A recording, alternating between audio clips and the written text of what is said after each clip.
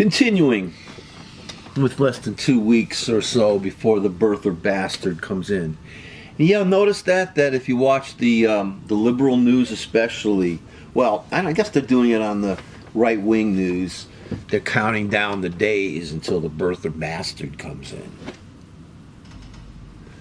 And I know why, Rachel Maddow kept saying, this has never been done before, a president leaving office and all, doing it the way they're doing. I mean, she mentioned, how I think Governor Bush did it. That's, W. I'll never call him president. I think she mentioned that a few other presidents did it a certain way, but, not so ostentatious as you would, I guess the GOP morons would put it. Now, here's the thing.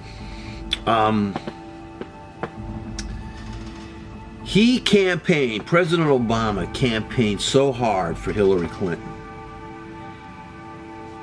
The newscasters are telling you, I'm talking like Rachel Maddow and Lawrence O'Donnell and Keith Olbermann.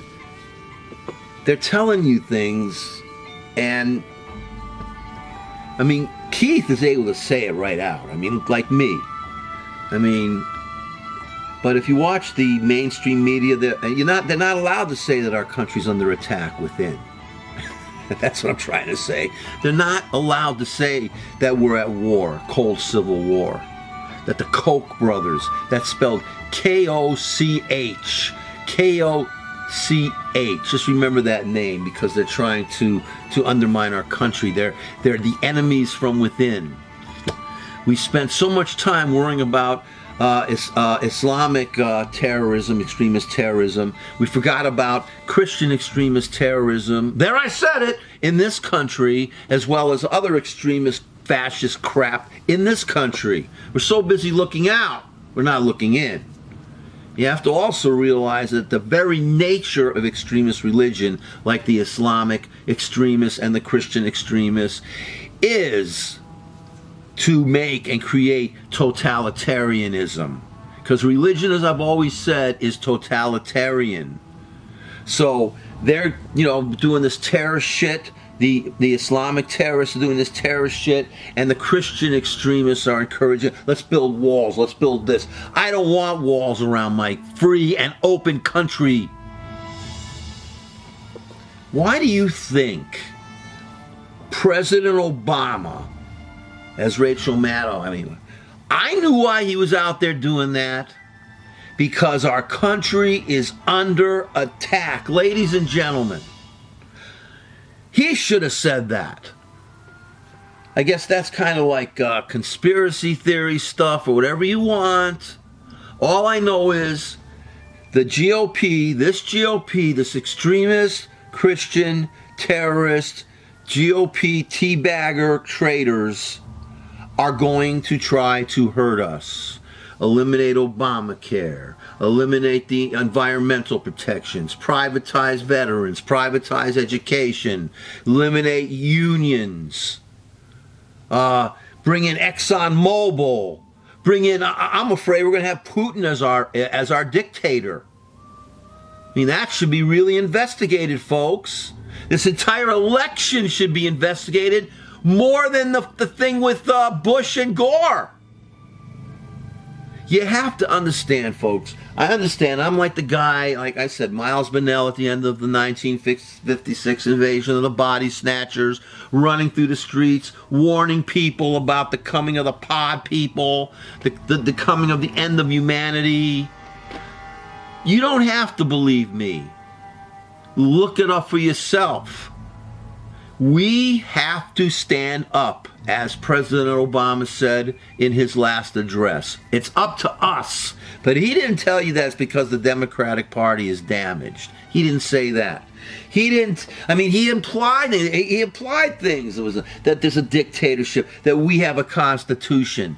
The piece of birther garbage, bastard garbage is coming in, loves Putin, encouraged the Russians to hack, is a piece of trash, is a piece of racist trash, is a narcissistic psychopath who will get us all into war. And by the way, my European friends, if you're out there watching this, if that piece of birther bastard shit decides to press the button with his little fingers, there it is, there's my finger, little fingers, we're all going.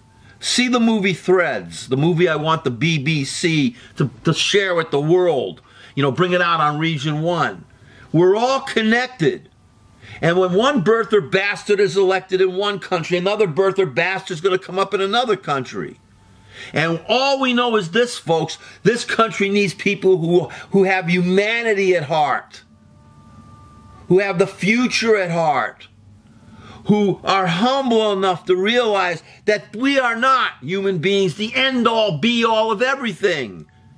And that one generation is obligated to leave the next generation a clean and pristine planet.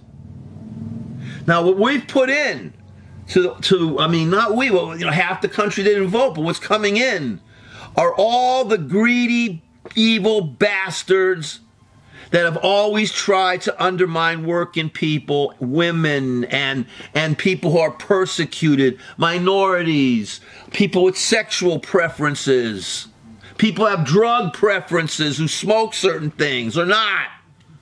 Won't let people live. And life is short. So I understand, Rachel Maddow, why President Obama was doing that. Because once and for all, ladies and gentlemen, please, if you don't believe me, look around, use your eyes.